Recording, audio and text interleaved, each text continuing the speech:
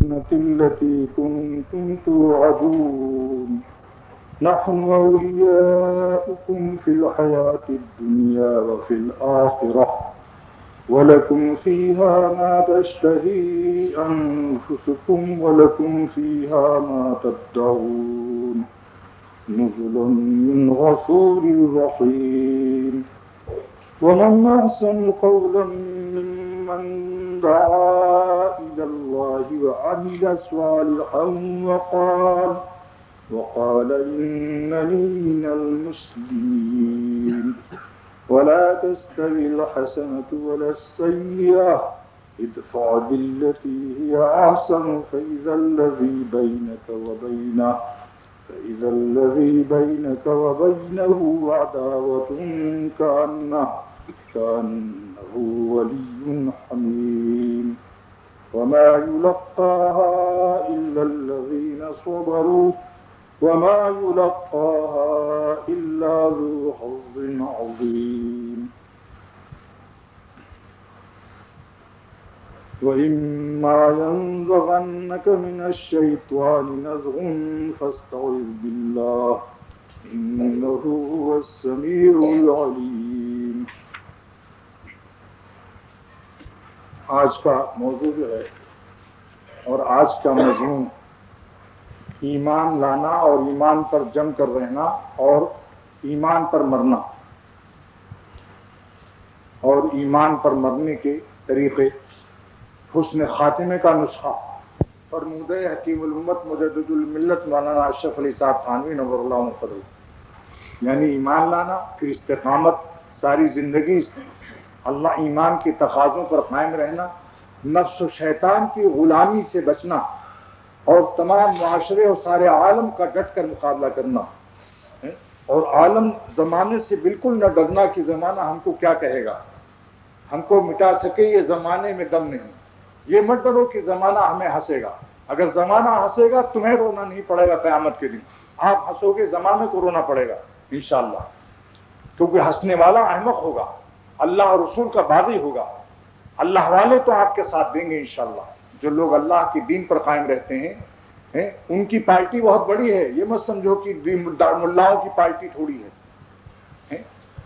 ملاؤں کی پارٹی تھوڑی نہیں ہے. دیکھو ایک شخص اللہ والا بنتا ہے، اس کے ساتھ کتنے لوگ ہیں آپ سوچیے. ساری روئے زمین کے اولیاء اللہ اس کے ساتھ ہیں، تمام فرشتے بے شمار اس کے ساتھ ہیں، سارے انبیاء اس کے ساتھ ہیں، تمام صحابہ اس کے ساتھ ہیں، اللہ ان کے ساتھ ہے. اور کس کا ساتھ چاہتے ہو؟ کیوں احساس کمتری ہے کہ میں داڑھی رکھ لوں گا ملا بن جاؤں گا یا دین پر چلوں گا تو میں معاشرے میں بہت ہی کم معلوم ہوں گا اور لوگ مجھے حقارت سے دیکھیں گے، ہنسیں گے. اقلیت کی وجہ سے آپ سمجھتے ہیں کہ آپ کو لوگ ہنسیں گے. افسوس ہے کہ یہ سورج کبھی نہیں اس بات سے ڈرتا کہ میں اکیلا ہوں لہذا ٹوٹ ٹوٹ کر میں ستاروں میں منتقل ہو جاؤں. کبھی سورج نے یہ تمنا کی ہے کہ میں ٹکڑے ٹکڑے ہو کر ستاروں کی اکثریت میں تبدیل ہو جاؤں؟ یا وہ جب اکیلا نکلتا ہے تمتماتا ہوا اپنی تابناک روشن چہرہ لیے ہوئے جب جس وقت نکلتا ہے تو ستاروں کو انگوٹھا دکھا دیتا ہے، ٹھینگا بلکہ یوں کرتا ہے، جاؤ بھاگو یہاں سے. سارے ستارے روپوش ہو جاتے ہیں. ستاروں میں دم نہیں ہے کہ اس سورج کے مقابلے میں آ سکیں. اب اس شعر کو سمجھیے، ہم کو مٹا سکے یہ زمانے میں دم نہیں. جیسے ستاروں کو دم نہیں ہے کہ سورج کا مقابلہ کر سکے، ایسے کسی اللہ والے کو کے مقابلے میں دور کائنات ساری ایک طرف ہو جائے اس کا ایک بال بیکار نہیں کر سکتی. اللہ اس معاشرہ اس کی میں کوئی طاقت نہیں، نہ سارا زمانہ اس کا کچھ نہیں کر سکتے. اللہ اس کے ساتھ ہے، اللہ اس کے ساتھ ہے. بلکہ اس کو بگاڑنے والے بگڑ جاتے ہیں اور خود وہ نہیں بگڑتے، کئی پشت بگڑتے چلے جاتے ہیں. ایک اللہ والے کو ستانے والوں پر، ایک نبی کے قتل کرنے والوں پر، کسی ولی اللہ کو دکھ پہنچانے والوں کا صرف وہی نہیں تباہ ہوتا، اس کی کئی پشت پر اس کی تباہی کے اثرات ہوتے ہیں. اور اللہ والوں کا ساتھ دینے والے اور جو اللہ والی زندگی گزار لیتے ہیں صرف ان پر خدا کی رحمت نہیں برستی، سات پشت 10 پشت تک وہ خاندان تک اللہ رحمتوں کی بارش کرتا ہے کہ میرے وفادار غلاموں کا غلام ہے، ان کی ذریات ان کے اولاد ہے.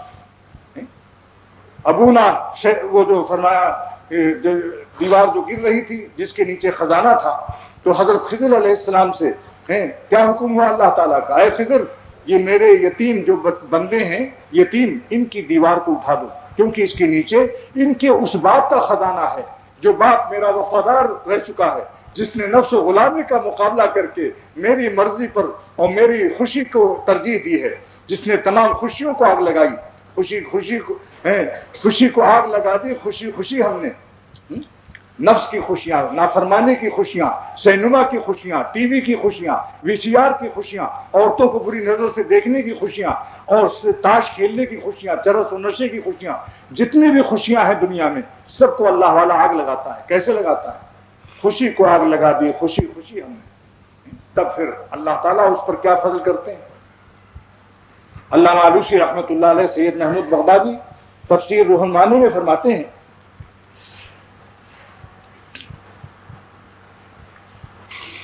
ابوہما صالحہ کی تفسیر میں یہ دو یتیم بندے میرے، ان کا باپ صالح تھا، اس کی صالحیت وفاداری کی برکت اور اس کے وفاداری کے اوپر جو اللہ کا کرم نازل ہوا تو ایک پشت پر نہیں ہوا کہ خالی اسی پر نہیں۔ علامہ آلوسی فرماتے ہیں کان اب السابع، یہ ابو جو تھا یہ ابا، یہ ساتواں باپ تھا، ساتواں باپ جو گزر چکا تھا اللہ والا، اس کے ساتویں خاندان کے پشت پر، ساتویں پشت پر یہ فضل ہو رہا ہے کہ اس کے خزانہ اگر یہ دیوار گر گئی تو یتیم ہیں، چھوٹے ہیں، کمزور ہیں، خاندان والے دشمن لے لیں گے خزانہ، اے خضر اس کا دیوار کو اٹھا دو تاکہ ابھی نہ گرے، جب لڑکے بڑے ہو جائیں پھر یہ دیوار گر جائے گی تو یہ خزانہ اپنا لے لیں گے یا نکال لیں گے، ابھی گرنے میں خطرہ یہ ہے کہ بچے کمزور ہیں، یتیم ہیں، ان کا خاندان دشمن ہوتا ہی ہے رشتہ داری میں، وہ سب کا سب لوٹ لیں گے، تو میرے وفادار اس بندے کی ضروریات پر یہ بلا آ جائے گی۔ لہذا علامہ آلوسی فرماتے ہیں کانا اب السابع، وہ ساتواں باپ تھا، اور ایک روایت میں کانا اب العاشر، 10واں بھی تھا۔ بس تو یہ ایک صاحب نے لاہور سے آ کر مجھ سے فرمایا کہ میں نے مفتی محمد حسن صاحب رحمۃ اللہ علیہ جامعہ اشرفیہ کے بانی اور حکیم علومت تھانوی کے بڑے خلیفہ، ان کی مجلس میں نے اٹھائی ہے، اور ان کی مجلس میں انہوں نے یہ بات سنی کہ یہی کان ابوہما صالحہ کی ساتواں باپ تھا، تو میں نے سوچا کہ میں اگر اس روایت کو بحوالے مفتی محمد حسن امرتسری رحمۃ اللہ علیہ پیش کروں گا علماء کے سامنے تو اس کا کوئی وزن خاص نہیں ہوگا، لہذا پھر میں نے روح المعانی کی طرف رجوع کیا۔ سمجھے؟ مجھے مزہ آیا اس میں کہ اچھا بھائی اللہ کی ایسی بڑی رحمت تو دیکھنا چاہیے۔ پھر جب تفسیر روح المعانی دیکھی تو علامہ آلوسی نے لکھا کہ کان اب السابع اور اب العاشر، یہ ساتواں باپ تھا یا 10واں، 10 پشت تک۔ یہ ہے اللہ تعالیٰ کی رحمت۔ اور حضرت حکیم الامت مولانا تھانوی رحمۃ اللہ علیہ فرماتے ہیں کہ اگر ایک شخص اللہ والا بن کر دنیا سے مر جائے، ایمان پر چلا جائے، تو جو اس کی ضروریات آئے گی وہ اگر فرض واجب سنت موقع ادا کر لے، زیادہ تہجد نفلیں بھی اپنی نالائقی سے نہ کر سکے، اپنی غفلت و سستی سے نہ کر سکے، پھر بھی وہ انہی کے ساتھ لاحق کر دیا جائے گا۔ یہ اسی کا دل خوش کرنے کے لیے ہوگا، وہ جو اللہ والا گزرا ہے۔ الحقنا بہم ذریتہم وما علتناہم من عملہم من شیء کی تفسیر دیکھیے، حکیم الامت تھانوی نور اللہ مرقدہ نے بیان القرآن میں اور آلوسی نے روح المعانی میں یہ تفسیر لکھی کہ یہ ذریت جو ہے یہ کیا ہے، یہ ان کی اولاد ہے۔ کون سی اولاد؟ جو بڑی ہو چکی ہے، اور صغار اولاد کے لیے بھی یہی ہے۔ تو اس میں حضرت نے لکھا کہ الحقنا بہم ذریتہم وما علتناہم من عملہم من شیء، کچھ ان کے عمل میں بھی کمی نہیں کی جائے گی، سمجھا نہیں کہ ان کا عمل تہجد وغیرہ کاٹ کر کے ان کے سست و کاہلوں کو دے دیا جائے، کچھ نہیں کمی کریں گے، محض ان کے اعزاز و مرتبے کے لیے ان کو وہاں ان کے ساتھ لاحق کر دیں گے تاکہ ان کا دل خوش ہو جائے۔ لسرورہم، ان کو خوش کرنے کے لیے ایسا ہوگا، اس کی وجہ لسرورہم، سبحان اللہ، ولتسلیتہم ولسرورہم، ان کا دل کا تسلی اور ان کے خوش کرنے کے لیے۔ اچھا، یہاں ایک چیز اور خوشی کی، ایک بہت بڑی خوشی اور بشارت کی بات سناتا ہوں۔ حکیم الامت تھانوی نور اللہ مقدو نے فرمایا کہ چونکہ اس آیت کی تفاسیر میں جو حدیثیں ہیں، ایک حدیث میں ضروریات کے بعد اولاد کو عطف کیا گیا ہے، تو حضرت فرماتے ہیں بیان القرآن میں کہ معطوف علیہ اور معطوف میں مغایرت ضروری ہے، لہذا اولاد کے علاوہ بھی کوئی ضروریات ہے، اور اس سے انشاءاللہ شاگرد مریدین اور احباب بھی شامل ہو جائیں گے، تلامذہ اور مریدین وہ جو محبت اور اطاعت رکھتے ہیں، تو اس میں ان کی بھی داخلے کی گنجائش ہے، سمجھا؟ تو مجھے تو بہت خوشی ہوئی بھائی، اللہ تعالیٰ ہمارے بزرگوں کی برکت سے ان کے شاگردی کا بھی شرف حاصل ہے ہم لوگوں کو، اور ان سے بیعت بھی ہیں بھائی، تو ایک فائدہ یہ بھی ہے کہ اس میں وہ بھی شامل ہو جائیں گے۔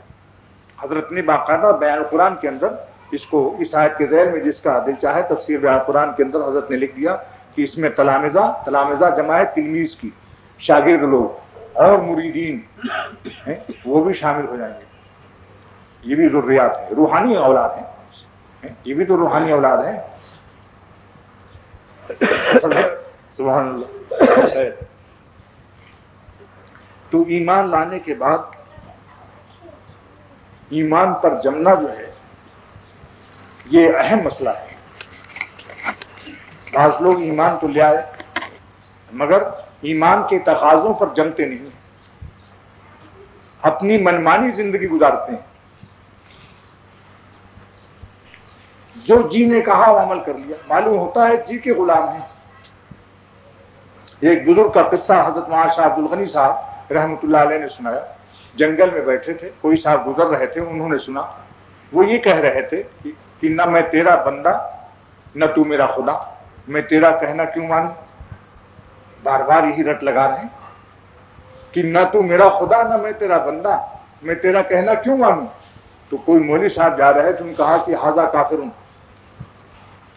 تو وہ بھی عربی جانتے تھے، صوفی صاحب بھی، انہوں نے کہا مولانا ذرا تشریف لائیے، آپ نے مجھے کفر کا فتویٰ کیوں دیا؟ انہوں نے کہا آپ کہہ رہے ہیں نہ تو میرا خدا اور نہ میں تیرا بندہ، اور تیرا کہنا کیوں مانوں؟ تو کہنے لگے آپ یہ بھی تو پہلے پوچھتے کہ میں کس سے کہہ رہا ہوں، میرا مخاطب کون ہے، میں اپنے نفس سے کہہ رہا ہوں، مجھے میرا نفس ایک گناہ کے لیے کہہ رہا تھا بار بار، تو میں نے اپنے نفس سے کہا کہ تیرا کہنا کیوں مانوں، تو میرا خدا نہیں ہے، نہ میں تیرا بندہ ہوں، میں تو اللہ کا بندہ ہوں، اللہ جو کہیں گے وہ کام کروں گا، تیرا کہنا نہیں مانوں گا۔ تب انہوں نے کہا اچھا میں کفر کا فتویٰ اپنی جھولی میں تھیلی میں واپس لیتا ہوں۔ اس سے معلوم ہوا کہ اہل اللہ کے بارے میں جلدی مت کرو، ہاں اللہ والوں کے بارے میں جلدی زبان مت کھولو۔ مولانا رومی نصیحت فرماتے ہیں رحمت اللہ علیہ کہ متہم کم کن بدزدی شاہرا، متہم کم کن، دیکھو کم بمانی یہاں بالکل نہیں کہ ہے، بعض لوگ کم فارسی کی کم کو اردو کی کم سے ترجمہ کرتے ہیں، کیونکہ اس کا ترجمہ کیا ہے کہ متہم کم کن، متہم کم کن، تہمت کم لگاؤ بظاہر، کس کو؟ شاہ لوگوں کو، اللہ والوں کو، چوری کا۔ اب کوئی کہے صاحب اس کے معنی تھوڑی تھوڑی الزام لگا سکتے ہیں، لیکن فارسی جو نہیں جانتے وہی ایسی بیوقوفی کر سکتے ہیں۔ فارسی میں کم کے معنی بالکل نہیں کہ، یعنی کبھی ہرگز اللہ والوں کو چوری کا الزام مت لگانا۔ متہم کم کن بدزدی شاہرا، شاہ کو تم چور کہتے ہو، اس کے خزانے میں کیا کروں؟ متہم کم کن بدزدی شاہرا، اے کم گو بندے اللہ را، اللہ کے خاص بندوں کو عیب مت ان کی الزام مت لگاؤ۔ جیسے کسی بادشاہ کو کوئی کہے کہ بادشاہ جو ہے وہ صاحب وہ کراچی جو آیا تھا بادشاہ، وہ 1000 روپیہ صاحب وہ ایک چپراسی جو تھا اس کے یہاں پہرا دے رہا تھا، اور وہ بیچارہ استنجا کرنے چلا گیا قمیض اتار کر، اس کے جیب سے 1000 روپیہ بادشاہ نے چرا لیا۔ آپ بتائیے یقین آئے گا؟ جبکہ وہ 5-5 لاکھ کا ایک بادشاہی خریدتا ہے، سمجھا؟ اور سندھ میں جا کر جہاں وہ شکار کرتے ہیں، اگر کسی سندھی دیہاتی ان کو شکار کرا دے تو وہ 1 لاکھ 1.5 لاکھ کی مرسڈیز خالی وہ خوشی میں دے دیتے ہیں، شکرا اور باز کا جو شکار کراتے ہیں۔ تو بھلا بتائیے وہ 1000 چرائے گا؟ تو مولانا رومی رحمۃ اللہ علیہ فرماتے ہیں کہ متہم کم کن بدزدی شاہرا، بادشاہ کو جس طریقے سے چوری کا الزام لگانا بیوقوفی حماقت ہے، عیب کم گو بندے اللہ را، اللہ والوں کے اوپر عیب کا الزام اور ان کی عیب جوئی مت کرو، اور ورنہ پھر کیا ہوگا، اس کا انجام کیا ہوگا۔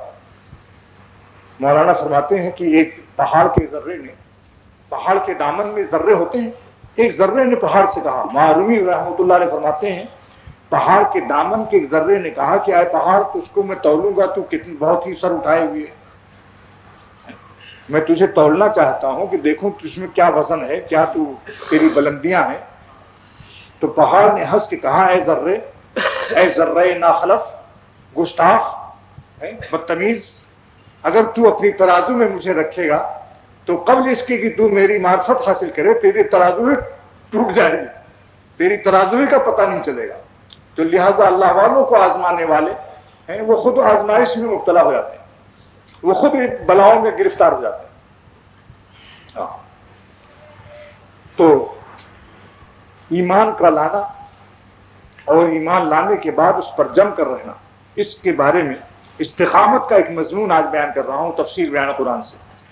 اللہ سبحانہ وتعالیٰ فرماتے ہیں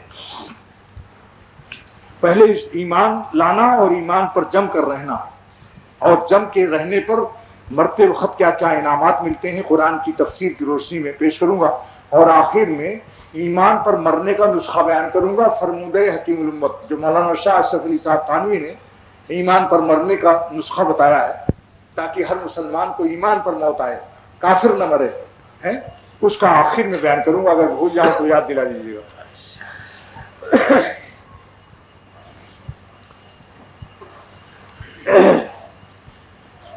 ان الذین قالوا ربنا اللہ، جن لوگوں نے دل سے اقرار کر لیا کہ ہمارا رب حقیقی صرف اللہ ہے۔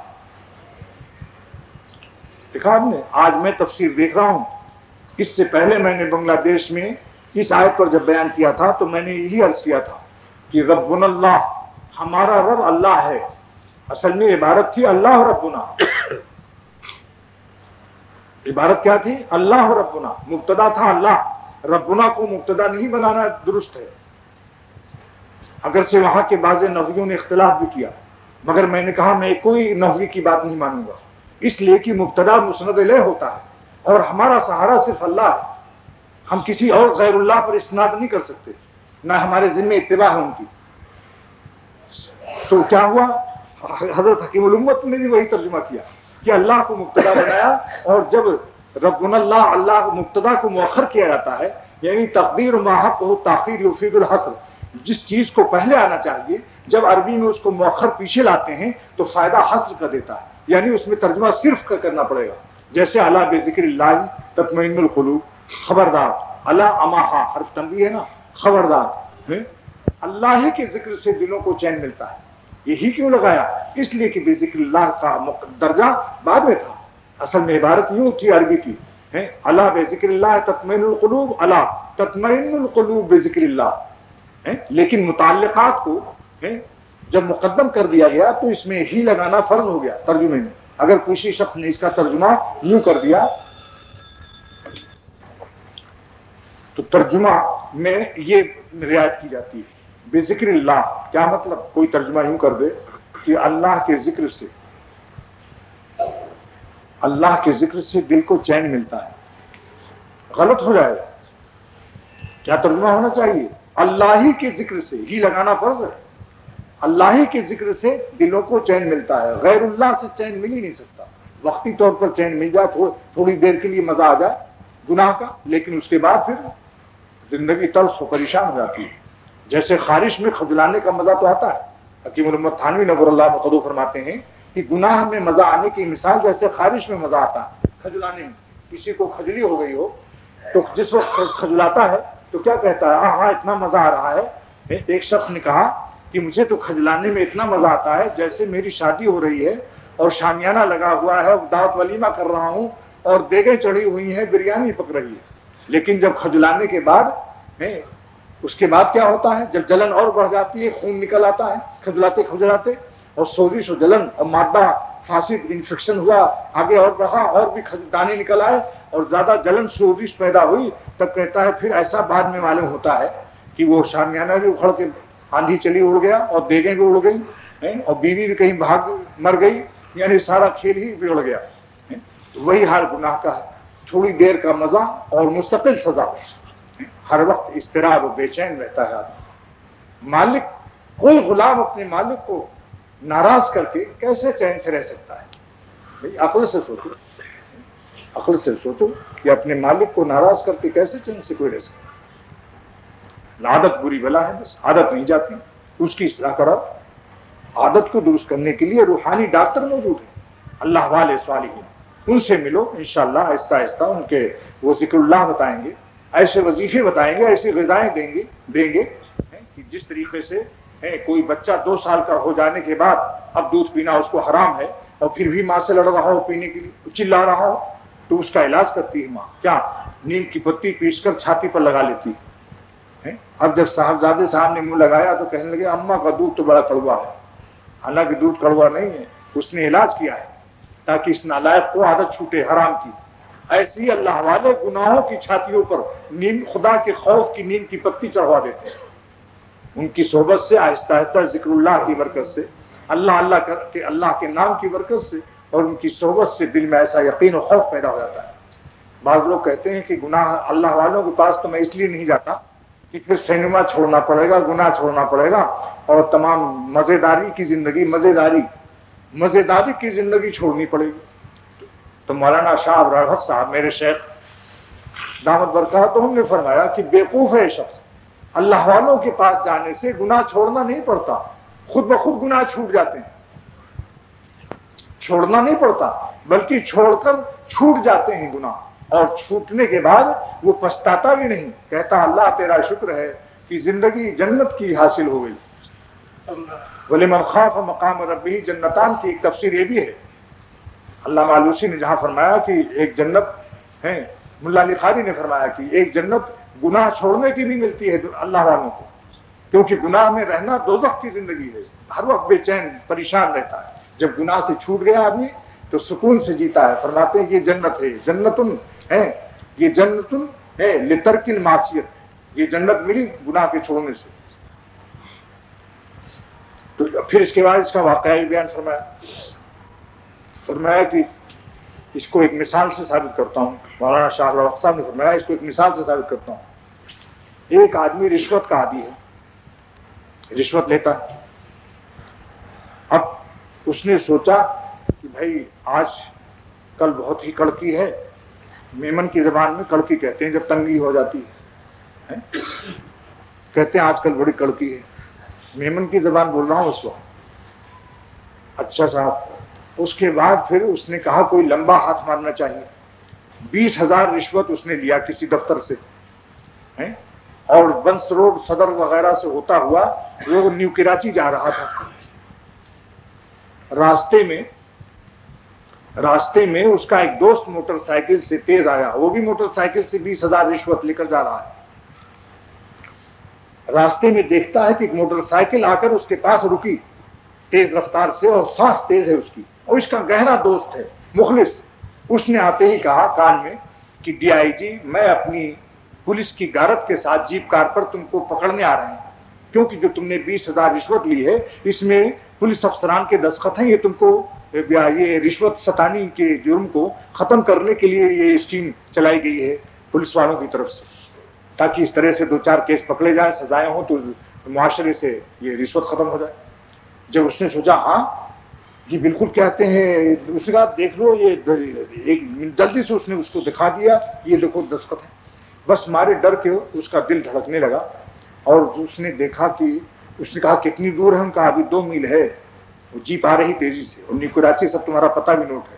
تو اس نے ادھر ادھر دیکھا تو ایک گٹر کا ڈھکن کھلا ہوا تھا۔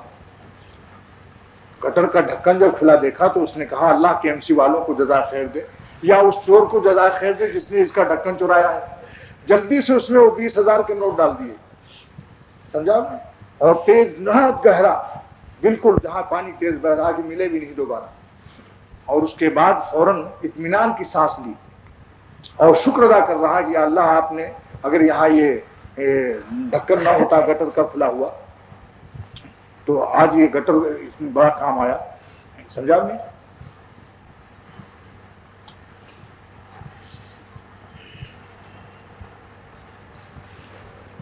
صاحب اب بتائیے، مولانا نے پوچھا لوگوں سے، یہ بتاؤ اس وقت اس کو 20,000 رشوت چھوڑ کر اس کو خوشی ہوئی یا اس نے کہا کہ چھوڑنا پڑا، یا چھوڑ کر شکر اور خوش ہوا؟ وہ تو چھوڑنا پڑا، تکلیف ہوئی اس کو، خوش ہو رہا ہے، ہنس رہا ہے، شکریہ ادا کر رہا ہے، اللہ تعالیٰ کا بھی شکر ادا کر رہا ہے کہ بہت جان بچی۔ کیوں؟ اس لیے کہ وہ جانتا ہے کہ اب جیل میں جانا ہے، بڑی مصیبت سامنے آ گئی۔ تو اللہ والوں کی اور اللہ سے ڈرنے والوں کی صحبت سے اللہ تعالیٰ پر یقین و خوف اور جنت اور دوزخ اور قیامت کا میدان، ساری چیزیں سامنے آ جاتی ہیں۔ پھر آدمی سوچتا ہے بھائی یہ تو بہت ہی خطرناک ہے۔ اور فرمایا کہ الہ آباد میں ایک صاحب کی تنخواہ تھی 1,000 روپئے، اور 1,000 رشوت بھی لیتے تھے۔ لیکن جب مولانا شاہ رسول اللہ صاحب رحمۃ اللہ علیہ کے پاس آنے جانے لگے، جو حضرت تھانوی رحمۃ اللہ علیہ کے وہاں خلیفہ تھے، تو ان میں دل میں یقین اتر آیا، اللہ پر کا خوف آیا، اور کہنے لگے اپنی بیوی سے کہ بھائی اب تو رشوت نہیں لینا ہے، جہنم میں جب میں جلوں گا تو تم میرا کیا ساتھ دو گی؟ اس نے پہلے یہ سوال کیا۔ اس نے اپنی بیوی سے پوچھا کہ جب میں دوزخ میں جلوں گا تو تم مجھے چھڑا سکتی ہو خدا کی آگ سے؟ اس نے کہا ہم تو خود ہی پریشان ہوں گے، پتہ نہیں کیا حال ہوگا۔ اس نے کہا تو پھر آج سے رشوت نہیں لینی ہے، اسی 1,000 میں گزارا کرنا ہے۔ تو اس نے کہا مگر یہ پراٹھا وغیرہ جو ہوتا ہے صبح، مکھن وغیرہ، یہ کہاں سے آئے گا؟ پراٹھا مکھن، پراٹھا جانتے ہو 8 پر ہوتے ہیں اس کے اندر، پر 8 پراٹھا جو ہے اس کی لغت سمجھ لو، 8 پر اگر نہ ہو تو اصلی پراٹھا نہیں ہے وہ، اور اس کو کھانے کے بعد 8 پر سے اڑتا بھی ہے، طاقت بھی زیادہ آ جاتی ہے۔ جیسے میں نے بنگلہ دیش میں کیا تھا کہ پرچار کیا چیز ہے جس کے 4 پر لگ جائے، ایڈورٹائز۔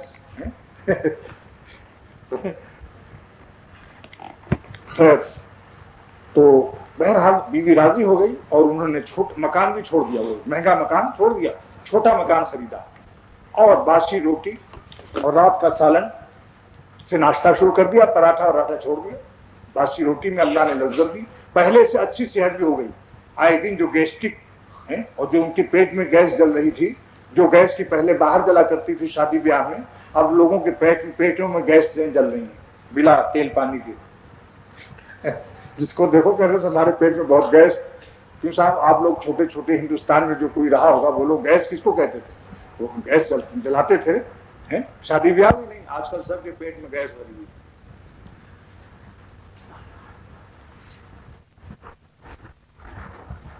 ایک صاحب نے کہا، ایک طالب علم نے مجھ سے کہا کہ میرے پیٹ میں ہوا بہت بھری رہتی ہے، سنا آپ نے؟ تو میں نے کہا کہ تم نے وَنَهَا النَّفْسَ عَنِ الْهَوَىٰ پر عمل نہیں کیا، نفس کی خواہشات کو وہی ہوا نام ہے، نفس کی خواہشات کا قرآن میں کیا نام ہے؟ ہوا ہے۔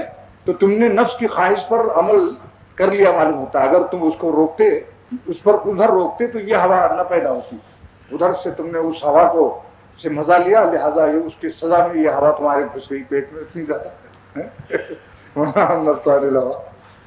یہاں پر ایک مسئلہ سمجھ لیجیے، بعض لوگ کہتے ہیں صاحب برے برے تقاضے آتے ہیں اور ہر وقت گناہ کے خیالات پریشان کرتے ہیں، تو بہت ہی مایوسیاں ان کو طاری ہو جاتی ہیں کہ بھائی اتنا ذکر بھی کرتے ہیں، تلاوت بھی کرتے ہیں، بزرگوں کے پاس بھی جاتے ہیں، پھر بھی جب صدر اور بندر روڈ پر جاتے ہیں تو آنکھ کم وقت پریشان کرتی ہے۔ تو اس دوستوں میں یہ کہہ رہا ہوں کہ جب قرآن میں اللہ نے یہ فرمایا کہ وَنَهَا النَّفْسَ عَنِ الْهَوَىٰ، اللہ کے خوف کی علامت یہ ہے، وَأَمَّا مَنْ خَافَ مَقَامَ رَبِّهِ، اپنے رب سے ڈرنے والوں کی علامت ہے کہ جب ان کے نفس میں خواہشات پیدا ہوتے ہیں تو اس ہوا پر وہ اس پر عمل نہیں کرتے۔ تو یہ بتاؤ کہ اگر ہوا ہی نہ پیدا ہو، یہ برے خواہشات ہی نہ ہوں، تو پھر یہ نہیں کس بات کی ہوگی؟ یعنی تقویٰ کا میٹیریل اور تقویٰ کا خزانہ ہی برباد کرنا چاہتے ہو؟ اس سے کوئی مایوس ہونے کی ضرورت نہیں، جتنے ہی زیادہ خواہشات برے آئے سمجھ لو اب تقویٰ کا بازار زیادہ گرم ہوگا، جب زیادہ بریک لگاؤ، زیادہ روکو گے تو زیادہ اجر ملے گا، جب زیادہ خیالات برے آئیں گے تو زیادہ روکنا پڑے گا، زیادہ غم اٹھانا پڑے گا، جب زیادہ غم اٹھاؤ گے روکنے کا تو زیادہ اجر ملے گا۔ مشاہدہ بقدر المجاہدہ، المشاہدہ بقدر المجاہدہ، مشاہدہ اللہ کی دیدار اور اللہ کا قرب اتنا ہی عطا ہوتا ہے جتنا آدمی محنت اٹھاتا ہے اللہ کے راستے میں جتنا غم اٹھاتا ہے اتنے ہی تو ایمان کی مٹھائی ملے گی. تو پھر دوستو یہ بتاؤ, اچھا میں ایک بات کہتا ہوں, آپ کے پاس دو دوست آئے, ایک دوست تو اس کو کوئی زیادہ مشکلات پیش نہیں آئے, تھوڑا سا کہیں معمولی سا کانٹا واٹا لگ گیا اور اس نے دکھا صاحب یہ کانٹا لگ گیا, ایک قطرہ خون نکل آیا. اور دوسرا دوست بڑی مشکل سے آیا, اس کو تمام مصیبتیں, بھیڑیا, کتے, درندے اور ساتھ ساتھ لوگوں نے اس کو ڈرایا دھمکایا, چاقو بھی لگی ہوئی, خون بھی بہ رہا ہے. آپ بتاؤ کہ کس کو زیادہ نمبر دو گے؟ جس نے زیادہ مصیبت اٹھا کر آپ کے پاس حاضر ہوا ہو. تو جو اللہ کو راضی کرتے ہیں زیادہ غم اٹھا کر, زیادہ مصیبتیں اٹھا کر, تو کیا ان کے بارے میں سوچتے ہو؟ ہائے وہ دل, ہائے جس دل نے پیا خون تمنا برسوں, ہائے جس دل نے پیا خون تمنا برسوں, اس کی خوشبو سے یہ کافر بھی مسلمان ہوں گے. آپ جانتے ہو جو آرزوؤں کا خون پیتے ہیں, اپنی ناجائز خواہشات پر عمل نہیں کرتے, اللہ تعالیٰ ان کو وہ خوشبو, وہ درد, اپنی محبت کا وہ مٹھاس اور وہ حلاوت اور وہ محبت کا درد عطا کرتا ہے کہ جس کی خوشبو سے مسلمان تو مسلمان ہوتے ہیں کامل, ناقص مسلمان اس کی صحبت سے کامل ہوتے ہیں, لیکن میں کہتا ہوں کافر بھی ان کو دیکھ کر مسلمان ہو جاتے ہیں. جس وقت میں امام احمد ابن محمد ابن حنبل رحمۃ اللہ علیہ ملا علی قاری فرماتے ہیں کہ امام احمد کے والد کا نام محمد تھا اور ان کے دادا کا نام حنبل تھا, صحیح تحقیق کے مطابق. اللہ کے راستے میں گھوڑے کھائے تھے انہوں نے ایک مسئلے کے معاملے میں, اور مسلمان سب نے سنا کہ آج امام اپنے اس کوڑے کے غم اور زخم سے جو اللہ کے راستے میں ان کو لگے تھے اور ان کو اسی غم میں پھر انتقال ہوا, تو ملا علی قاری رحمۃ اللہ علیہ جلد اول میں ان کے حالات میں بیان فرماتے ہیں کہ اسلم 20,000 20,000 کافر اور یہودی نصرانی مسلمان ہو گئے. جنازہ دے, عاشق کا جنازہ ہے, ذرا دھوم سے نکلے. جب عاشق کا جنازہ نکلتا ہے اس کے جنازے کو دیکھ کر 20,000 مسلمان ہو گئے, کافر, عیسائی اور نصرانی. میں اس بنا پر کہ کتنا اللہ کا عاشق تھا کہ جس نے چاہتا تو مسئلے کو بدل دیتا یا خاموش رہتا, لیکن کوڑے نہ کھاتا.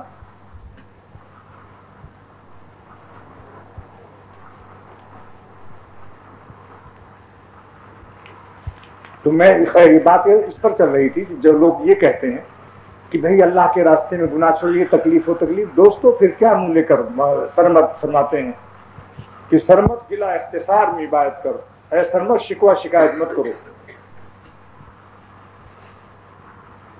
یہ کار ازی دو کار میں عبادت کرو, دو کام میں سے ایک کام کر ڈالو. یا تن برضائے دوست میں عبادت دار, یا جسم کو اللہ کی رضا پر فدا کر دو, یا قطع نظر زیار میں عبادت کر دو, یا دوستی کا اعلان و پیغام ختم کر دو.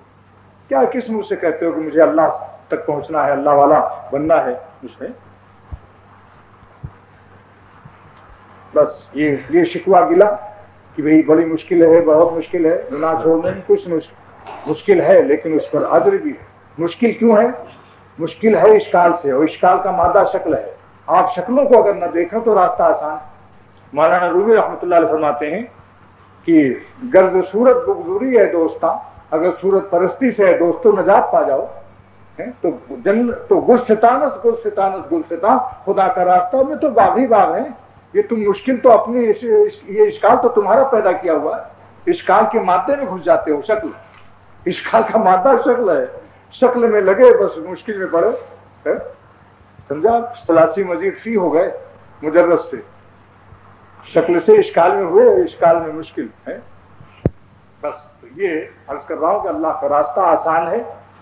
اور میرے شیخ معاشہ عبد الغنی صاحب رحمۃ اللہ علیہ فرمایا کرتے تھے کہ حکیم اختر یہ فرماتے تھے, حکیم اختر, اللہ کا راستہ مشکل ضرور ہے لیکن اللہ تعالیٰ نے اس کو لذیذ بنانے کا نسخہ قرآن میں بیان فرما دیا. کونوا مع الصادقین, اللہ والے, اللہ سے ڈرنے والوں کے پاس رہو. تو ان کی برکت سے اللہ کا راستہ نہ یہ کہ آسان ہی نہیں ہوگا بلکہ مزیدار بھی ہو جائے گا. صرف آسانی نہیں ہوگا, مزیدار بھی ہو جائے گا. ایک سجدے میں مزہ آ جائے گا، سلطنت فیل ہو جائے گی اس کے سامنے. سبحان ربی الاعلیٰ میں اللہ وہ مزہ دے گا جو شاہ فضل الرحمان صاحب گنج مراد آبادی رحمۃ اللہ علیہ فرمایا کرتے تھے.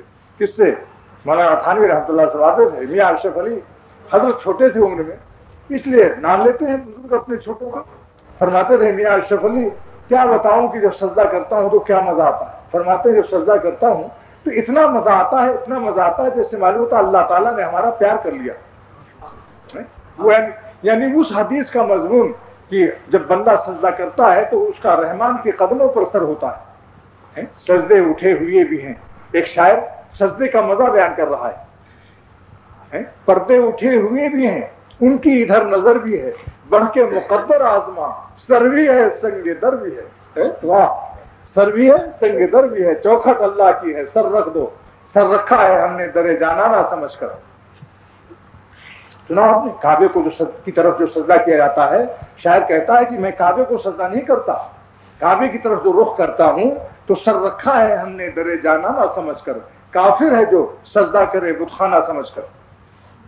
میں یہ پتھر پر تھوڑی سجدہ کر رہا ہوں، اللہ کی چوکھٹ ہے، اللہ نے اس کو اپنا گھر بنایا، اس لیے ہم صاحب میں میرا قبلہ تو اصل میں وہ اللہ کا بیت الرب جو ہے وہ رب البیت ہے. قبلہ ہمارا تو رب البیت ہے، لیکن ان کا حکم ہے کہ اس گھر کی طرف جب رخ کر لو گے تو ہماری ہی طرف رخ ہو جائے گا. بیت الرب جو ہے وہ اصل میں رب البیت کی طرف ہے رخ کرنا ہے. ہاں دیکھا یہ مزہ. تو عرض کرتا ہوں کہ اللہ تعالیٰ کے خاص بندوں کے ساتھ چند دن گزار لو ان کی صحبتوں کی برکت سے.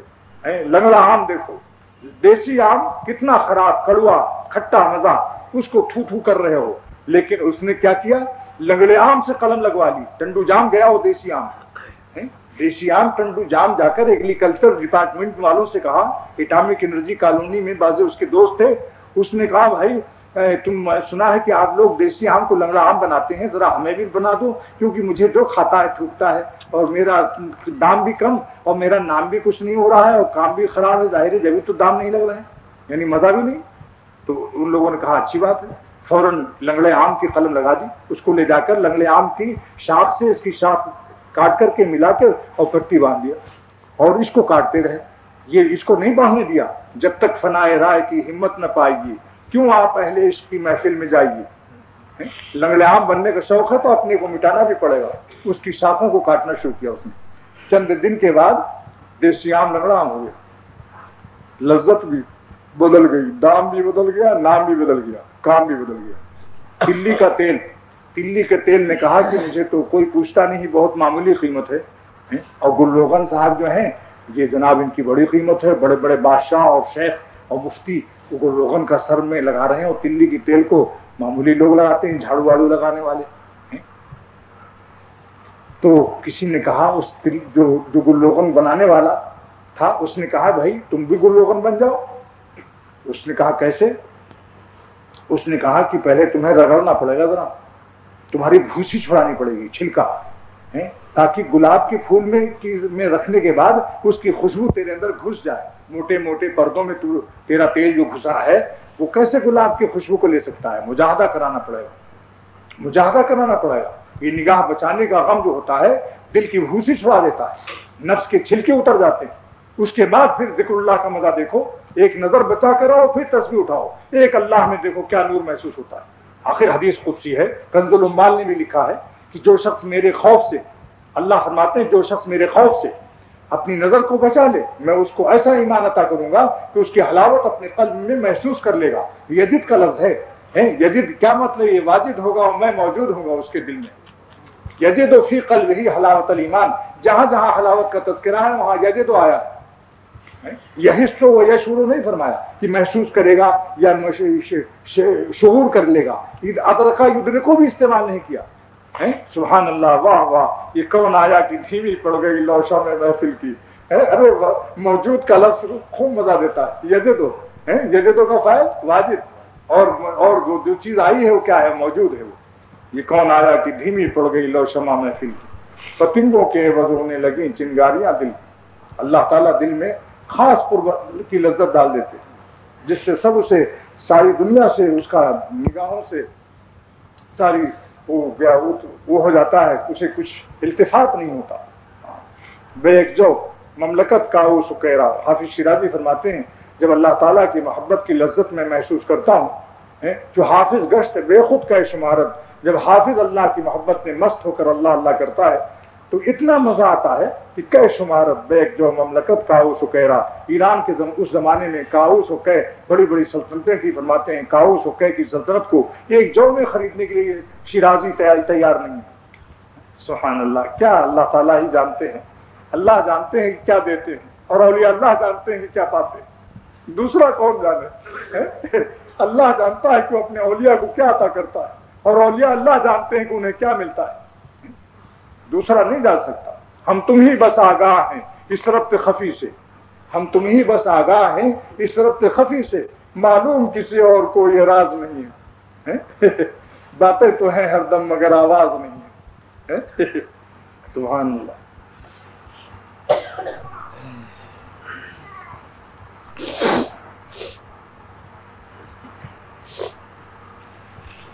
اچھا بھائی، ہاں تو عرض یہ اللہ تعالیٰ فرماتے ہیں کہ جن لوگوں نے دل سے اقرار کر لیا کہ ہمارا رب صرف اللہ ہے. دیکھو حضرت نے صرف کا ترجمہ کیا، وہی حصر والا قاعدہ. یہ ربنا اللہ کیا تھا؟ اللہ اور ربنا حصر ہے، تقدیم ما و تاخیر، فائدہ حصر کا دے رہا ہے. اللہ ربنا تھا یعنی مبتدا مقدم تھا اور ربنا کی خبر مؤخر تھی، لیکن اللہ تعالیٰ نے اس کو پہلے بیان کیا تاکہ حصر کے معنی پیدا ہو جائیں. یعنی جو شخص اقرار کر لے کہ ہمارا رب حقیقی، حضرت نے بین القوسین تفسیر میں لفظ صرف بڑھا دیا. سمجھ رہے ہو نہیں؟ صرف کیوں بڑھایا؟ حصر کی وجہ سے. مطلب یہ ہے کہ شرک سے تبری کر کے توحید اختیار کر لی، پھر اس پر مستقیم رہے، یعنی اس کو چھوڑا نہیں. مستقیم رہنا، ثم استقاموا، پھر اس پر جمے رہے. کیا مطلب؟ کہ اللہ کو نہیں چھوڑتے. سمجھ گیا؟ اللہ کو پھر نہیں چھوڑتے. ایک دفعہ جب اللہ کو پکڑ لیا پھر ساری زندگی اللہ کو نہیں چھوڑا. کیسے نہیں چھوڑا؟ آج کل لوگ کہتے ہیں صاحب گناہ جو ہے، جب گناہ نہیں چھوٹتے تو پھر کیا فائدہ اللہ تعالیٰ کا نام لینے سے. کہتے ہیں گناہ تو ہم سے نہیں چھوٹتے تو بیکار ہے نماز روزہ. ظالم، گناہ کو تو نہ چھوڑا، اللہ کو چھوڑا تم نے. استقامت کے تو بالکل خلاف کیا. ارے تم اللہ کو مت چھوڑو. اگر تم سے گناہ نہیں چھوڑتے تو استغفار سے رشتے، ٹوٹے ہوئے رشتے کو جوڑتے رہو. اگر گناہ نہیں چھوٹتے ہمت کرو، اس کا علاج پوچھو اہل اللہ سے. اور پھر بھی کبھی کبھی اگر تم گر جاؤ تو پھر استغفار کر کے اللہ کو راضی کر کے لگے رہو، چھوڑو مت. جو ناکام ہوتا رہے عمر بھر بھی، بہرحال کوشش تو عاشق نہ چھوڑے. یہ رشتہ محبت کا قائم ہی رکھے. جو 100 بار ٹوٹے تو 100 بار جوڑے. اگر 100 بار بھی توبہ ٹوٹ جائے نا امید نہ ہو، پھر جوڑو. کہاں جاؤ گے؟ کوئی اور اللہ تو نہیں ہے، کوئی اور بھی اللہ ہے. گنہگاروں کا اللہ الگ نہیں میاں، سب کے وہی ہے، ایک بس ہے. سمجھے؟ ہاں، ایک ہی دروازہ ہے. دیکھو آگے فرماتے ہیں ان ایسے لوگوں پر جو اللہ کو نہیں چھوڑتے، جمے رہتے ہیں، اور اگر کبھی کوتاہی ہوتی استغفار کر کے درست ہو جانے والے، یہ بھی جمنے والوں میں شمار کی جائیں گے. جیسے غلطی ہو گئی، مان لو جماعت چھوٹ گئی، پھر بیوی کے ساتھ جا کے جماعت کر لیا، کسی اور کو تلاش کر لیا. اگر مان لو نماز ہی چھوٹ گئی، سو گئے، تو بظاہر تو اللہ سے ٹوٹ گیا رشتہ نہیں. جب سو کے اٹھو ناشتہ بعد میں کرو، جلدی سے وضو کر کے پہلے نماز ادا کرو، اب چائے پیو، جڑ گیا رشتہ، پھر استقامت آ گئی. بس جمے رہنے کا یہ مطلب ہے. یہ مطلب غلط لوگ سمجھتے ہیں کہ جمنے کے معنی کبھی اس سے گناہ ہی نہ ہو گیا، فرشتہ ہو جائے گا، وہ نبی ہو جائے گا، معصوم ہو جائے گا. نہیں، مطلب یہ کہ استغفار کرتے رہو، جمے رہنے کا یہ مطلب ہے. اسی لیے صدیق اکبر رضی اللہ تعالیٰ عنہ، جو تمام امت میں سب سے زیادہ رحم دل امت کے ساتھ ہے، حضور صلی اللہ علیہ وسلم فرمایا ارحم امتی بامتی ابو بکر. سب سے زیادہ میری امت پر رحم کرنے والے کون ہیں؟ ابو بکر صدیق ہیں. انہوں نے یہ روایت یاد کی. یعنی پوری حدیث کے ذخیروں میں، ذخیرہ حدیث میں صدیق اکبر کی روایت مشکل سے چند ملے گی. اس چند میں 2-4 میں یہ روایت دیکھو. چونکہ یہ امت پر رحمت کا معاملہ تھا، اس ارحم امتی بامتی نے، یعنی صدیق نے وہ روایت یاد کر رکھی تھی کہ میرے نبی کی امت پر کہیں ایسا نہ ہو جائے کہ گناہ ہونے سے مایوس ہو جائیں. لہذا یہ روایت مشکات نے بھی بیان کی. کیا کہ ما اصر من استغفر، وَلَوْ عَادَ فِي الْيَوْمِ 70 مَرَّةً، جو شخص استغفار کرتا رہے، معافی مانگتا رہے، روتا رہے، گڑگڑاتا رہے اور ہمت سے ارادہ کر لے کہ اب نہیں کرنا ہے گناہ، تو کیا ہوگا؟ وہ اصرار کرنے والوں میں شمار نہیں ہوگا، اگرچہ ایک دن میں اس کی 70 مرتبہ توبہ ٹوٹتی۔ وَإِنْ عَادَ فِي الْيَوْمِ 70 مَرَّةً، سمجھا؟ اسی لیے علامہ آلوسی رحمۃ اللہ علیہ نے تفسیر روح المعانی میں اصرار کی تعریف بیان کی کہ الاسرار الشرعی، لوگ اردو میں تو کہتے ہیں اصرار کو ضد کرنے والے کو، یعنی ایک کام کو بار بار کر لے تو اصرار کرنے والا ہو گیا، لیکن یہ اردو سے مت ترجمہ کرنا کہ قرآن پاک کا اسرار شرعی کیا ہے؟ علامہ آلوسی فرماتے ہیں الاسرار الشرعی، الگ رکھتے ہیں الاسرار الشرعی، اسرار شرعی کیا ہے؟ اسرار شرعی یہ ہے کہ الاقامۃ علی القبیح بدون الاستغفار ورجوع بالتوبہ، یعنی برائی پر قائم رہنا اور استغفار نہ کرنا اور توبہ نہ کرنا، یہ ہے اصرار شرعی۔ ولم یصروا علی ما فعلوا وهم یعلمون۔ خیر، حضرت ابوبکر صدیق رضی اللہ تعالیٰ عنہ کا ایک اس وقت نام آ گیا، تھوڑا سا میں ان کا ذکر کرتا ہوں، اس لالچ میں کہ اولیاء اللہ کے حالات سے اللہ کی رحمت برستی ہے، کسی بہانے سے ان سے ملنے کو بہانا چاہیے۔ اب ان کا تو نام آ گیا، لہذا میں عرض کرتا ہوں کہ حضرت ابوبکر صدیق رضی اللہ تعالیٰ عنہ یہ سب سے پہلے مسلمان ہیں مردوں میں، خود فرماتے ہیں انا اول الاسلام، میرا سب سے اسلام جو ہے اول ہے، اول اب سب سے پہلے مسلمان ہیں۔ اور ان کے والد کا نام ابو قحافہ ہے بضم القاف، شیخ ولی الدین مصنف مشکات فرماتے ہیں کہ قاف پر پیش ہے، ابو قحافہ بعض لوگ پڑھتے ہیں زبر کے ساتھ، نہیں بضم القاف، ابو قحافہ ان کے والد ہیں۔ اور صدیق اکبر کی چند خصوصیات ہے جو امت کے اندر کسی صحابی کو حاصل نہیں۔ سنیے، نمبر ایک یہ ہے کہ جنت میں سب سے پہلے جائیں گے امت کے اندر، سمجھا؟ نمبر 2 سب سے پہلے اسلام لانے والے ہیں۔ نمبر تین یہ ہے کہ ان کی 4 پشت صحابی ہے جو کسی صحابی کو یہ مقام نصیب نہیں ہے، یعنی ان کے دادا صحابی، ابو بکر صدیق خود صحابی، بیٹا صحابی، پوتا صحابی، 4 پشت جس کی صحابی ہو، جس نے رسول اللہ صلی اللہ علیہ وسلم کو دیکھا ہو۔ شیخ ولی الدین صاحب مشکات فرماتے ہیں اسماء الرجال میں کہ کسی صحابی کو یہ نعمت حاصل نہیں جس کی 4 پشت صحابی ہو۔ یعنی کیا مطلب؟ فرماتے ہیں لہو ولی والدیہ ولی ولدہ ولی ولد ولدہ صحبتہ صلی اللہ علیہ وسلم، یعنی ان کے لیے بھی، ان کے والدین کے لیے بھی، ان کے اولاد کے لیے بھی، اولاد کے اولاد کے لیے حضور کی صحبت ثابت ہے۔ لہو ولی والدیہ ولی ولدہ ولی ولد ولدہ، سبحان اللہ، 4 پشت صحابی، یہ کتنا بڑا عظیم الشان کارنامہ اللہ کی عطا ہے، یہ اللہ کی دین ہے، اللہ کی دین ہے۔ اور سنیے چوتھی خصوصیت کہ لم یفارق ہو فی الجاہلیت ولا فی الاسلام، حضور کا ساتھ زمانے جاہلیت میں بھی ہمیشہ دیا ہے۔ یعنی یہ بعض لوگ تو اسلام لانے کے بعد حضور پر عاشق ہوئے، یہ حضور پر اسلام لانے سے پہلے، حضور کی نبوت کے اعلان سے پہلے حضور کے دوست تھے۔ ولم یفارق ہو صلی اللہ علیہ وسلم فی الجاہلیت ولا فی الاسلام، اسماء الرجال کی عبارت نقل کر رہا ہوں شیخ ولی الدین صاحب مشکات کی، کہ حضور کی ابو بکر صدیق رضی اللہ تعالیٰ عنہ نے مفارقت، کبھی جدائی اختیار نہیں کی حضور صلی اللہ علیہ وسلم سے، نہ تو زمانے جاہلیت میں اور نہ زمانے اسلام میں۔ کیا مقام ہے؟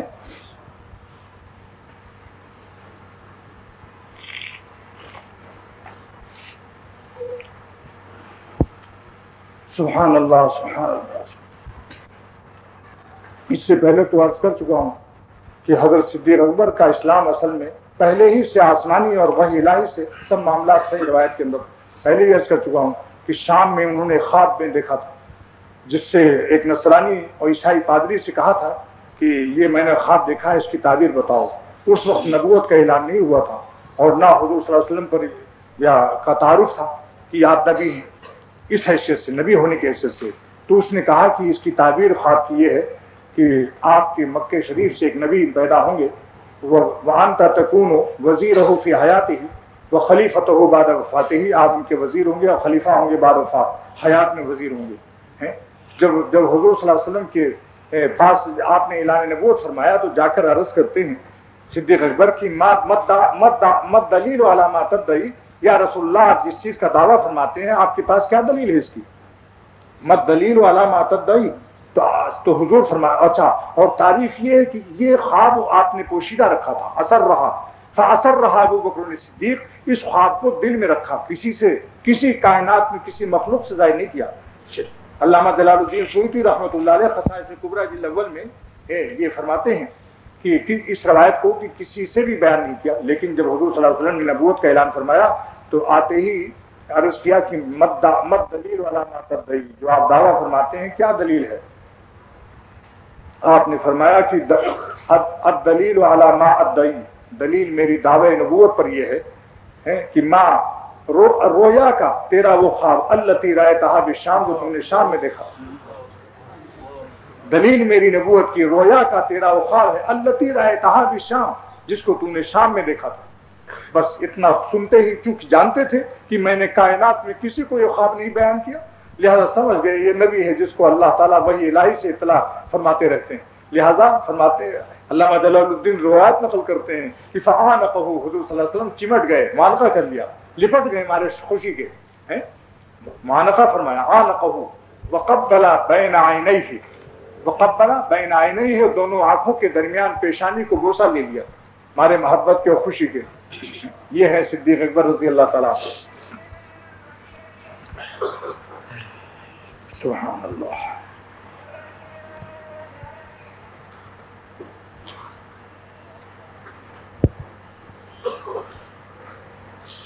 ان لوگوں پر اللہ تعالیٰ کی طرف سے جو استقامت اللہ پر جم کے رہتے ہیں، اللہ تعالیٰ کی طرف سے رحمت و بشارت کے فرشتے اتریں گے۔ یہ دیکھا آپ نے، استقامت کا انعام سنا آپ نے کہ ان پر فرشتے اتریں گے، اللہ کے دین پر جم کے رہنے اور اسی پر مرنا۔ فرشتے کہاں کہاں اتریں گے؟ بین القوسین تفسیر فرماتے ہیں کہ علمت کہ مرتے وقت، پھر قبر میں، پھر بعث کے وقت، یعنی قیامت کے دن، 3 وقت میں۔ علامہ آلوسی نے بے عین ہی یہی نقل کیا، اگرچہ حضرت نے در منصور کی روایت کی، مگر آلوسی نے روح المعانی میں یہی لکھا ہے کہ عند الموت و فی القبر و عند البعث۔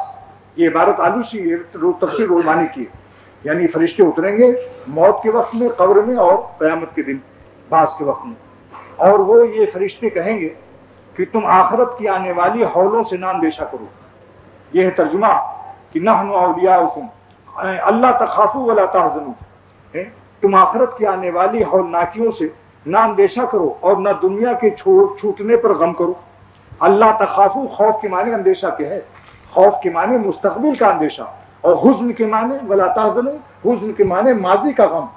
دیکھیے ترجمہ فرق ہوئے نا، خوف اندیشہ مستقبل، یعنی اندیشہ مستقبل کا مت سوچو کہ کیا ہوگا، وہاں سب اللہ پار کرے گا، اور دنیا کے چھوٹنے کا غم مت کرو۔ کیوں؟ کیونکہ آگے تمہارے لیے امن اور نعم البدل ہے۔ امن تو اس لیے کہ اللہ تعالیٰ کی طرف سے جنت میں جاؤ گے، اور نعم البدل دنیا کا اس لیے کہ کہاں دنیا اور کہاں جنت کی نعمت ہے۔ اور تم جنت کے ملنے پر خوش رہو، وابشروا بالجنت التی، اور تم جنت کے ملنے پر خوش رہو جس کا تم سے پیغمبر کی معرفت وعدہ کیا جاتا ہے، اور ہم تمہارے رفیق تھے دنیاوی زندگی میں اور آخرت میں بھی رہیں گے۔ فرشتے کہتے ہیں کہ ہم تمہارے رفیق رہیں گے دنیاوی زندگی میں بھی اور آخرت میں بھی۔ کیسے؟ حضرت تھانوی رحمۃ اللہ علیہ تفسیر بیان قرآن کے بین قوسین فرماتے ہیں کہ فرشتے دنیا میں اللہ والوں کے ساتھ کس طرح سے رہتے ہیں، کیا کام کرتے ہیں، ان کی ڈیوٹی کیا ہوتی ہے؟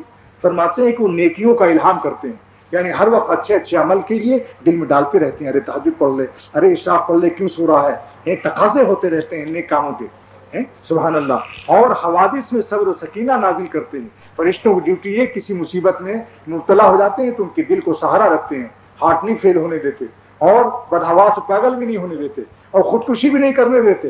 اسی لیے آپ دیکھتے ہیں تاریخ میں کسی ولی اللہ سے خودکشی ثابت نہیں، جبکہ امریکہ جیسے ماڈرن جو آج کل بہت ترقی یافتہ سمجھتے ہیں سائنسی دور میں، اسپین، افریقہ، امریکہ جتنے ممالک ہیں، آج ان کی خودکشی کی رپورٹ منگائیے تو سب سے زیادہ رپورٹ وہیں کی آئے گی، حرام موت مرنے کی۔ مجھے اسلام آباد میں ایک جاپانی لڑکا، نہیں جاپان کا نہیں، فرانس کا تھا، وہ پڑھ رہا تھا کشمیر کے کسی مدرسے میں۔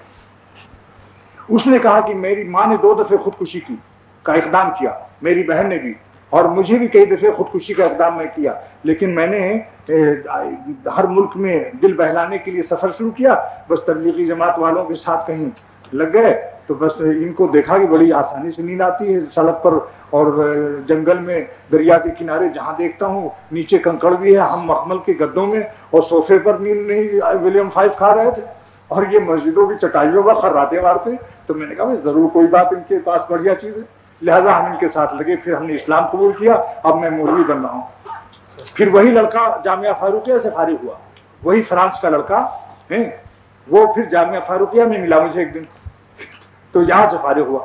تو میں عرض کر رہا ہوں کہ یہ دیکھیے کہ حوادث میں مصائب میں فرشتوں کی ڈیوٹی کیا ہوتی ہے. اللہ والے جو جمے رہتے ہیں دین پر، صبر و سکینہ ملائکہ ہی کا فیض ہے. اور حسب حدیث قرین رہتے ہیں اور آخرت میں تتلقاہم الملائکہ اور وَيَدْخُلُونَ عَلَيْهِم مِّن كُلِّ بَابٍ نَحْوَ ذَلِكَ خود آیات میں وارد ہے. تمہارے لیے اس جنت میں جس چیز کو تمہارا جی چاہے گا موجود ہے. ما تشتہی انفسکم کا ترجمہ ہے کہ جس چیز کو تمہارا جی چاہے گا سب موجود ہے، اور تمہارے لیے جو مانگو گے وہ بھی موجود ہے. یعنی دو قسم کی خواہش کا انتظام ہے وہاں. ایک تو بلا اختیار دل چاہ گیا، بعض وقت میں ارادہ نہیں ہوتا اور دل چاہ جاتا ہے، ارادہ نہیں ہوتا دل چاہ جاتا ہے. تو اللہ تعالیٰ فرماتے ہیں کہ اگر بلا اختیار بھی تمہارے دل میں کوئی آرزو پیدا ہوئی ہے استرارن، وہ بھی میں پوری کر دوں گا. اور اگر تم اپنی اختیار سے کوئی نعمت مانگو گے وہ بھی دوں گا. سبحان اللہ. ما تشتہی انفسکم یہ استراری خواہشات کی تکمیل ہے. اور وَلَكُمْ فِيهَا مَا تَدَّعُونَ اور جو مانگو گے وہ بھی دوں گا. سب انتظام جنت میں موجود ہے. چند روز کا معاملہ ہے، چند روز کا معاملہ ہے. میں نے اس سے پہلے کئی دفعہ عرض کر چکا ہوں کہ ام سلمہ رضی اللہ تعالیٰ عنہ نے دریافت کیا کہ یا رسول اللہ صلی اللہ علیہ وسلم ہم لوگ زیادہ حسین ہوں گے جنت میں یا حوریں؟ تو آپ نے فرمایا کہ حوریں تم سے زیادہ، تو حوروں سے تم لوگ زیادہ حسین ہوگی. ہماری دنیا کی مسلمان بیویاں ہیں ایسی کیسی، حدیث میں آتا ہے، وہیں روح المعانی نے حدیث نقل کی، ایسی بیویاں جو عجوز ہو چکی ہیں اور کیسی ہیں، وہ امشا ہیں رمسا ہیں، یعنی چندیاتی دیکھتی ہیں، بڈھی سے آنکھ مانکھ سب ان کی چھوٹی چھوٹی آنکھ سے دیکھتی ہیں، آنکھ خراب ہو جاتی ہے نا بڑھاپی میں. چندیاتی آمشا مانے آمش، چندیالی چوندنی جس میں روشنی سے وہ تکلیف ہوتی ہے. اچھا، اور رمسا کس کو کہتے ہیں؟ سست نظر، آنکھ پوری نہ کھلے بڑھاپی سے، ایسی بڈھی.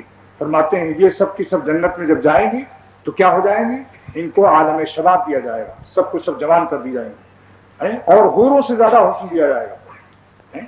اور فرمایا کہ سب باقرہ رہیں گے ہمیشہ، یعنی صحبت کے بعد ان کو پھر نئی کر دیا جائے گا ایک دم باقرہ. تو ام سلمہ رضی اللہ تعالیٰ پوچھا کہ یا رسول اللہ صلی اللہ علیہ وسلم یہ جنت میں حوریں جو ہیں ان سے ہم زیادہ حسین کیوں ہوں گے؟ بیما ذاک، وجہ کیا ہے بیما ذاک؟ تو آپ نے ارشاد فرمایا کہ بصلاتہن وصیامہن وعبادتہن، کیونکہ تم لوگ نمازیں پڑھتی ہو، روزے رکھتی ہو، عبادتیں کرتی ہو. فَأَلْبَسَ اللَّهُ نُورَهُ عَلَى وُجُوهِهِنَّ، اللہ اپنی عبادت کے نور کو تمہارے چہروں پر ڈال دے گا. اور حوروں نے روزہ نہیں رکھا ہے، حوروں نے نمازیں نہیں پڑھی ہیں، یہ نور کہاں سے پائیں گی وہ؟ لہذا اپنی بیویوں کی ناقدری مت کرو. سنا آپ نے؟ یہ چند دن کا معاملہ ہے، ایمان والی ہیں حوروں سے افضل ہوں گی. اور کیا معلوم کہ ان کا ایمان ایسا ہو کہ ان کی برکت سے تمہاری بخشش ہو جائے کہ اللہ تعالیٰ قیامت کے دن یہ فرمائے کہ تم نے اس کا غم جھیلا، اس کی بد اخلاقیوں کو برداشت کیا، میری بندی تھی، تم نے پار کر لی زندگی، جاؤ تمہیں اسی تکلیف کے عوض میں آج جنت دیتے ہیں، سب تمہارے گناہ معاف کرتے ہیں. کیا جو ہے سمجھا؟ سبحان اللہ. اور جنت میں عمر کیا ہوگی یہ بھی سن لو. علامہ آلوسی رحمۃ اللہ علیہ فرماتے ہیں کہ جنت میں ان اہل الجنت یدخل الجنت یدخل اہل الجنت الجنت، اہل جنت میں داخل ہوں گے تو کیا حال ہوگا؟ جردن مردن مخلین، یعنی بے بال کے ہوں گے، بال نہیں ہوگا بغل میں، مونچھوں میں، داڑھی میں، چکنے مکنے ہوں گے، چکنے مکنے ہیں. جردن مجرد عن الشعر، مجرد ہوں گے اور امرد ہوں گے، یعنی 17-18 سال کا کوئی نوجوان خوبصورت لڑکا ہو، اس کے داڑھی موچھ بالکل نہ آئی ہو، اس کو قیاس کر لو، ایسے ہوں گے سب کے سب.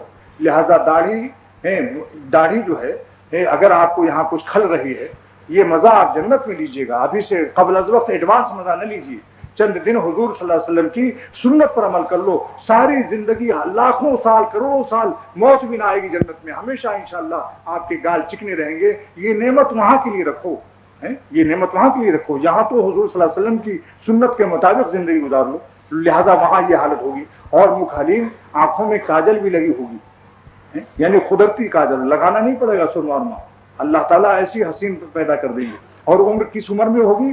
30 سنتن اور 30 یعنی 33 سال یا 30 سال۔ اس پر بھی ایک صاحب نے اشکال کیا کہ صاحب ہم تو یہاں 18 سال کی عمر کو عالم شباب سمجھتے ہیں، 30-33 میں تو آج کل بال پکنے لگتے ہیں بعض بچوں کے۔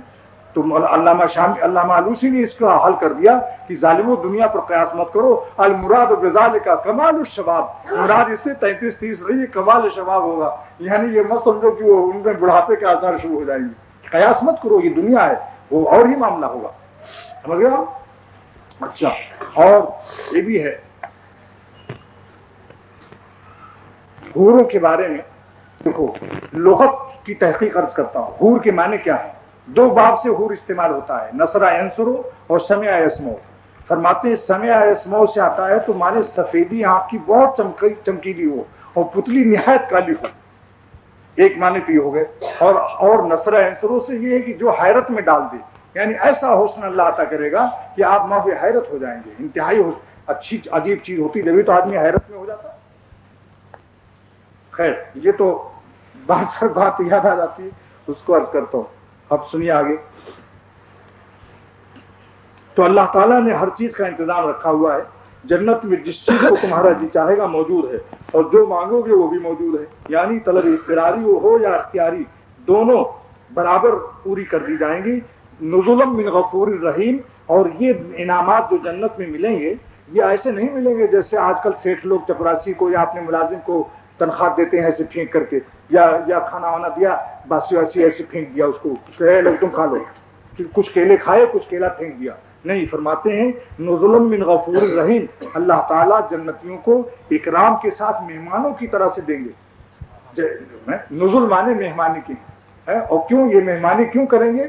مالک تو مالک ہی ہے، اس کی شان عظمت میں کوئی فرق نہیں ہے، بوجھ رحمت کے بعض ہوتا رحمت کی وجہ سے چھوٹوں کو بھی پیار کر لیا جاتا ہے۔ ماں باپ دیکھو بعض وقت چھوٹے بچے کما کے آتے ہیں باہر سے، ان کے لیے ماں باپ استقبال کے لیے جاتے ہیں، ایئرپورٹ جاتے ہیں، میرا بیٹا آ رہا ہے، اور پھر ان کو لا کر بڑے اکرام سے کھلاتے ہیں، تو کیا یہ نعوذ باللہ باپ گیا چھوٹا ہو گیا ان سے؟ نہیں، غلبہ محبت اور رحمت ہوتی ہے۔ اسی طرح سے اللہ تعالیٰ فرماتے ہیں کہ ہم تمہارا جو اکرام کریں گے جنت میں وہ اس وجہ سے نہیں کہ تمہارا درجہ ہم سے بھی بڑھ جائے گا، نہیں، غفور الرحیم، بہت میری مغفرت اور شان رحمت کے یہ ہوگا، یعنی بہت رحمت کے مجھے پیار آئے گا تمہارے اوپر کی اکرام کے ساتھ اپنے بندوں کو کھلاؤ، انہوں نے بڑے مجاہدے کیے، بڑے غم اٹھائے ہمارے خاطر سے، ہیں؟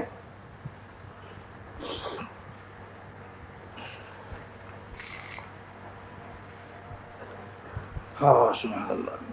اچھا بھائی بس ٹھیک ہے، اس لیے مضمون ختم ہو گیا، آگے پھر انشاءاللہ آئندہ بعد میں اور ہوگا پھر۔ ہاں اب وہ مضمون جس کا میں نے وعدہ کیا تھا کہ بھئی ایمان اور استقامت پر کیا کیا انعامات ملیں گے، وہ آپ نے قرآن شریف کی تفسیر سے سن لیا، لیکن حسن خاتمے کا نسخہ کا وعدہ تھا، جس کا اجمال تو آج بیان کر دیتا ہوں، تفصیل پھر انشاءاللہ آئندہ جمعے کو، جس کا اجمال تو آج بیان کر دیتا ہوں، تفصیل پھر انشاءاللہ آئندہ جمعے کو، جس کا اجمال تو آج بیان کر دیتا ہوں، تفصیل پھر انشاءاللہ آئندہ جمعے کو، جس کا اجمال تو آج بیان کر دیتا ہوں، تفصیل پھر انشاءاللہ آئندہ جمعے کو۔